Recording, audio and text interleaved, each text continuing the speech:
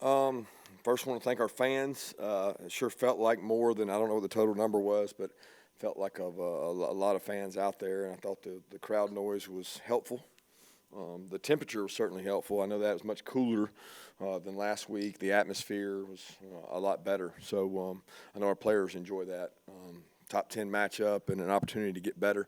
Thought we showed improvement. We left a lot of plays out there. I thought we played really hard defensively, but sloppy on third down.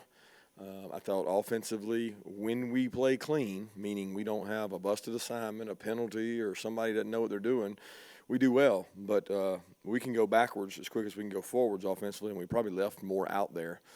I thought it hurt both defenses not having the signal caller leader in the back end with them losing Smoke and us losing Richard. It affected both of us, but I did think we played really physical tonight. And I think when you play Auburn, that's where it starts, is a line of scrimmage and physicality. And if you can't run the ball and somebody else can run the ball, it makes it easier to be successful.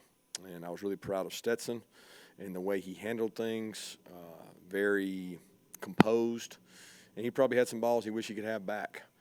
But he'll only get better, I hope, from here. And he gives us some continuity, and we'll continue to develop the other guys as well. Okay, we'll take questions. I'm going to do two at a time, so if you're on deck, be ready when the first one is over with. So let's start with Anthony Dasher and then Seth Emerson. Hey, Coach, I wanted to ask you about the goal line package using Jordan Davis and Jalen Carter. How long have you guys been working on that? It just obviously was very effective for you guys tonight. Yeah, Monken talked about, the inability to travel. A lot of guys in the NFL, and they use defensive players for those packages. And we certainly think that Jordan is a weapon in terms of his athleticism and his size. And Jalen played a lot of that stuff in high school. He's a really talented guy that's played some fullback and things. So we've had it in for a while and thought we would use it when we needed to. I thought Monken and the offensive staff did a good job developing that package. Kirby, obviously you brought in Jamie Newman, you brought in JT, you started Dwan last week, but you had Stetson kind of the whole time. Is he like surprising you? Is he making a believer of you? Yeah, he's not surprising me, no. It's a tough situation where, I can recall the day that we decided to offer him to take him back. And, we had to fight scratch and claw to get him to come back. And I'm certainly glad we did. It was an interesting decision because we had an interesting dynamic on our team, and we felt like what we knew of Stetson, he would be a productive player and a good player. And Stetson's never lacked confidence in himself. I'm happy for him.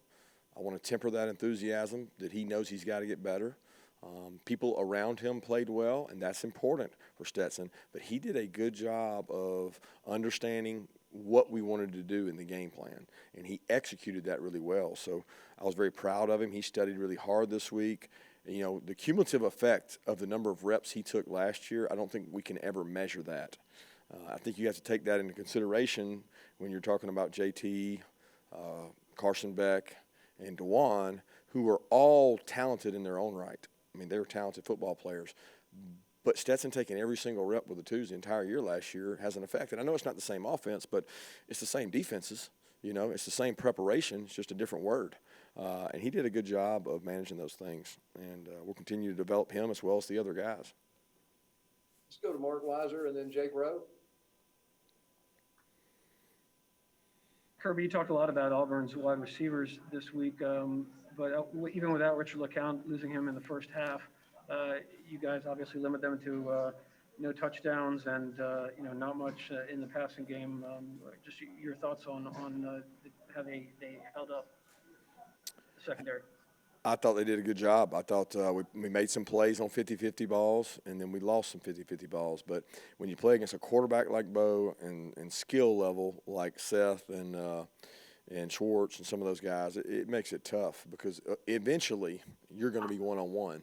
And that's what football boils down to is who can win that one-on-one matchup. And if you lose some of those, maybe the game's different. And if you win more than you lose, you're usually going to come out ahead.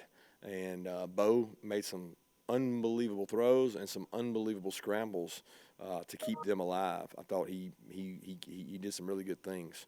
But I was proud of our secondary and the way they played.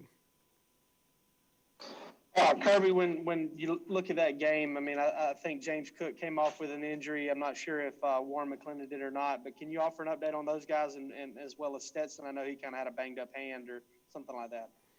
Yeah, I think all those guys are fine. Warren McClendon just cramped a little bit. He should be fine. I think James is fine. He probably could have came back in the game, and at the point that we didn't need him to, Ron said that he wasn't going to bring him back, but he was ready to go the second half. And Stetson's fine. Go to Paul Newberry and Dean Leahy.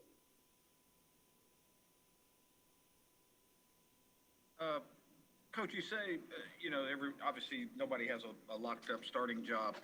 Does Stetson feel like, though, you're getting more and more comfortable with him? And like you said, you mentioned continuity, and he's been here for a few years and knows the offense.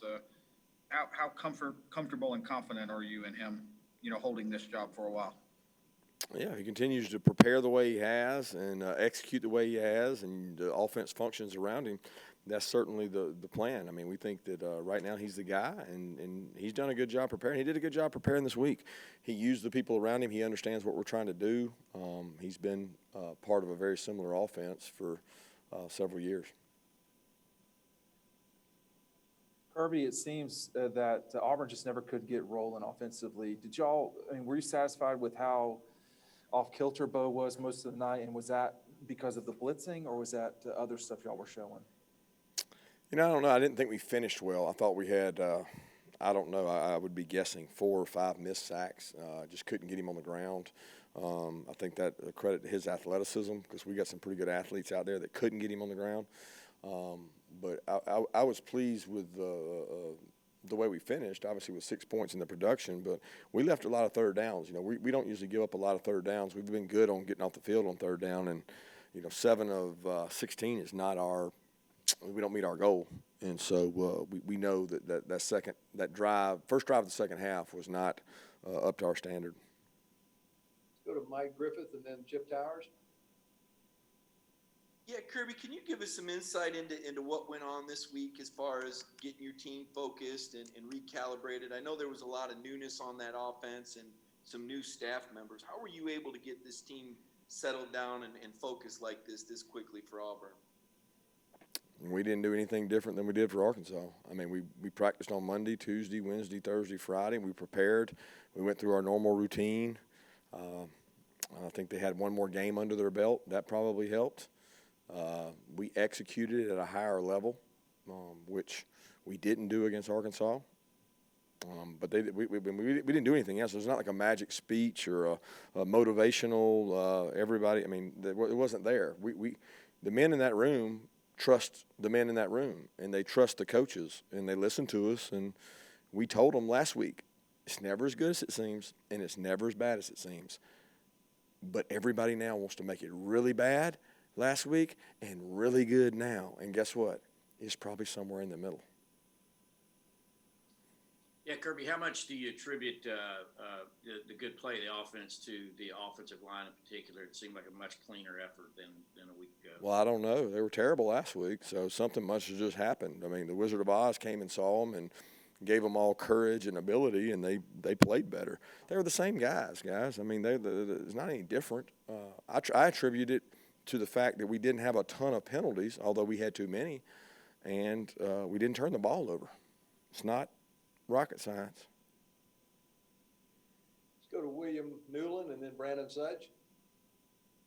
Hey, Coach. Yeah, I want to ask you about Kyrus Jackson. Obviously, he played well at Arkansas last week, but did you expect him to break out like he did tonight? And what's he been doing in practice, in the offseason and in these last couple of weeks that's made him such a top producer this year? Kyrus is one of our leaders. He's one of our toughest players. He's one of the most demanding guys of other people. He's a great academic student. He does what he's supposed to do when he's supposed to do it, and he deserved that game, probably more than anybody. He made plays and did a great job of that. Kirby, following up on Chip's question about the line, kind of following up on your response actually about the Magic or Wizard of Oz or whatever you said there. Is it the same type of thing with the offensive scheme and like opening things up. Was there any sort of like evolution that y'all saw over the last week? Were you getting comfortable with guys, or is it just the same? Are you gonna, yeah? Yeah, it wasn't an evolution of the offense. It was execution of the offense, probably is a better word. I thought we had a good plan. I thought we had a good plan the week before. Plans didn't change. The execution did. And I would be sitting here lying to you. Everybody wants to make it about, coaching and scheme and play. And it's not about that. It's about players and execution and moving people up front and being able to be two-dimensional and not being one-dimensional. And if you can run the ball, then you're probably going to have success at throwing it. Let's go to Jeff Schultz if you have a question, and then Adam Rittenberg. Yeah, Kirby, just following up on the whole execution thing from early on, how much of it can just be attributed to last week was the first game? You didn't have a lot of, practice time as much this year. You had a week to get under your belt. How much of last week and maybe people's perceptions being skewed, or sort of changed by that? I don't think it was that, because we technically had more time to prepare for last week because it was like coming out of an off week, meaning we practiced for Arkansas more days than we did Auburn. Like Auburn was a short game week, so it was really Monday, Tuesday, Wednesday, Thursday. Where Arkansas, we prepared in advance. It really just boils down to our ability to execute, not shoot ourselves in the foot. And look, we probably did execute better last week when Stetson came in and people functioned around him. If you remember, we had a little more success in the 2-minute drive. We did some good things in the second half. I can't put a finger on exactly the difference. We were able to run the ball a little bit better. Hey, maybe Arkansas is better than people think. Somebody told me they won tonight. So, maybe they're pretty good, and maybe that has something to do with it. Kirby, every quarterback needs confidence, but is there something unique about Stetson and what he believes in himself, just given his story and what he's been through to this point? I think what's unique about Stetson is he, the guy handled everything the right way. As coaches, we got to look ourselves in the face, and I'm charged with making decisions. And, some people could probably argue that maybe we didn't make the right decision in the first game, and maybe he should have been the guy. But not only was he not the guy, he wasn't, he was not getting a lot of reps early in camp. And to his credit, the reps he got, he took a lot of value in. He was like a pro third-string quarterback, and he was back behind the huddle going through his steps. He came and saw me a couple times and, wanted to know where he was and why he wasn't getting a lot of reps. And, we talked endlessly about it from a staff, an offensive staff, and it was not it wasn't a clear-cut deal. It wasn't like he wasn't the guy, but it wasn't like he was.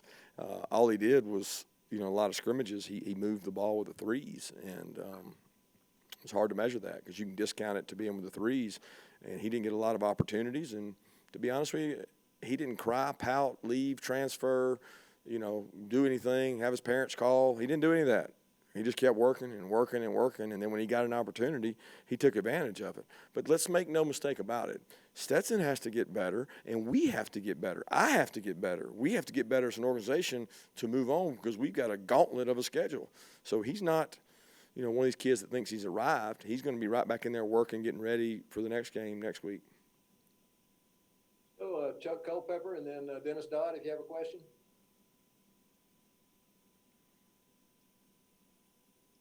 To Dennis. To Dennis, yeah. Ready? Oh, all right. Kirby, I say this half facetiously, but when you got Jamie to come in, how high in your mind was that Stetson Bennett, could be the guy that we could go with to win the East? I didn't know if Stetson would be the guy. I certainly brought Jamie in with a thought that he was going to be the starter and that he was going to be able to play. I'd be lying if I didn't think that, but we certainly didn't hand the job to Jamie either, and we had a competition. But to be honest with you, Stetson didn't get a whole bunch of those reps in the competition. A lot of other guys did. And he all he did was be patient, learn, take notes, and take advantage of his opportunities. So I wouldn't sit here and tell you that I knew it all the time, but it wasn't something that we didn't consider and talk about because he certainly did well when he got his opportunities. Chuck Culpepper, do you have a question? Yes, Coach, can you hear me? Yes. I just wanted to ask you about the balance. You got to halftime with 158 passing yards and 130 rushing, I think it was. I mean, that's about as close to ideal as it gets, right? Yeah, that's good balance. I thought we were running the ball well early, and that's hard to do in the SEC, and we controlled the line of scrimmage. I did not think that we handled the 2-minute drive before the half very well, and that was disappointing because in the past we have done that really well. I thought we kind of mismanaged it, and some of it was my fault, and we got to do a better job of that. Got time for a couple more. Let's take David Pascal and then maybe Mark Bradley. If you have a question. Hey, Kirby, you know what this Auburn offense can do. It scored 40 points on you when you were at Alabama and a few years ago at Georgia, but this is 4 meetings now where you've held them to around an average of 9 points. What is it about your defense that has played Auburn so well lately, including again tonight? Well, I'll be honest with you. I got comfortable playing against Auburn with Gus at the helm, and I say comfortable. I want to explain that. Comfortable that I felt like I knew what they were going to do because I have a strong, long history. He knows what we're going to do, so you can try to out-execute him. You can see things coming maybe before they come. But it was different tonight because that's not old Auburn. Now, you may say the result was the same, but that's not Chad's running that offense, and they're doing different things. They got receivers lining up all over the place. They're in empty more. If anything, they're probably struggling to run the ball as well as they have in the past, and that might have something to do with more than just their backs or Bo Nix. But that was not a traditional Auburn offense to me. It was different, and I felt like it was tough to defend. Mark Bradley, do you have one? I don't, thank you. All right, got time for one more. Anybody, jump in. Hey, Kirby, this is Connor Riley here. Stetson getting his first start this week. Do you think that did anything for him in terms of, either gave him more confidence or allowed him to play a little bit more free, given that it was his first career start for Georgia? I don't know. I think he gained confidence last week, obviously. But say what it is. I mean, we were playing a top 10 team, and the amount of magnitude to the game was probably larger. And I felt like he had a little anxiety early. He probably missed a couple throws. I've seen him make several of those throws that he ended up missing over the middle, and he'll get better and make those. But he played well. He played really well, and I thought he gained confidence as he played. Thank you, Coach Mark. Thank you, guys. Everybody, please stay.